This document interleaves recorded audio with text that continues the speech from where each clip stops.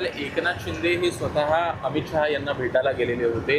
दावा केला जातो आहे की त्यांनी भेट ही जे एकूणच सध्याला महायुतीमध्ये नाराजी नाट्य सुरू आहे त्या संदर्भात तक्रार केली आहे. रवींद्र चव्हाण यांच्या विरोधात कुठेतरी तक्रार केली आहे. याची संपूर्ण माहिती मला नाही. माननीय केंद्रीय गृहमंत्री हे NDAच्या सर्व सहकारी पक्षातील नेतृत्वाला भेटणं स्वाभाविक आहे. एकनाथ शिंदेजी आमच्या महायुतीचे नेते आहेत, त्यामुळे ते केंद्रीय गृहमंत्र्यांना भेटणं याच्यात गैर काही असण्याचं किंवा त्याच्यावर काही अजून शोधण्याचं कारण नाही. आणि ते दोघे आपापसात काय बोलले हे आम्हाला कळण्याचा प्रश्नच येत नाही.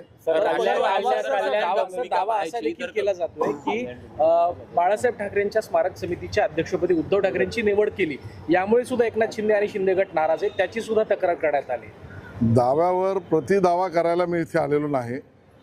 त्यांचा दावा आहे की नाही हे मला माहीत नाही. प्रतिदावा करण्याची माझ्याकडनं अपेक्षा चुकीची ठरेल.